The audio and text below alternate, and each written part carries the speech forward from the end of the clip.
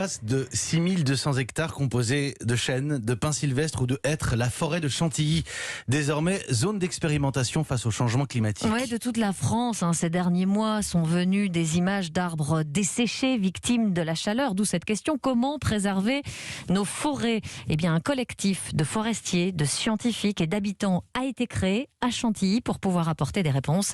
Pour Europe 1, Virginie Salmen. Ils sont plus d'une centaine d'habitants bénévoles à faire l'inventaire de la forêt avec les scientifiques. 167. Ils mesurent les diamètres des troncs, donnent une note aux arbres en fonction de leur santé. On met 2 pour la sève et 3 pour les branches mortes. Le mystère, c'est que parfois un arbre meurt, mais son voisin résiste. Pour comprendre, les scientifiques ont creusé dans la forêt 60 fosses de 2 mètres de profondeur sur 1 mètre de large et ça leur a permis de trouver une première piste. On a espoir que dans le sol, il y ait une association organo-minérale qui puisse offrir des petits soubresauts de survie aux arbres. Daisy Copeau, ingénieure forestière de la forêt de Chantilly. C'est-à-dire peut-être de la matière organique, on ne sait pas si elle est vivante ou pas, associée à du minéral. Ce petit truc, quand il est là, on se demande s'il n'aide pas les arbres à survivre en contexte très difficile. Ces nutriments mystérieux cachés dans le sol, dans de petites bandes d'argile, sont en cours d'analyse en ce moment dans les laboratoires des scientifiques de l'INRAE.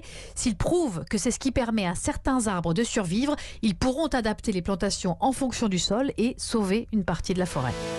Virginie Salmen. Ça donne en tout cas au moins envie d'aller faire un tour reconnaître ces essences en forêt de Chantilly.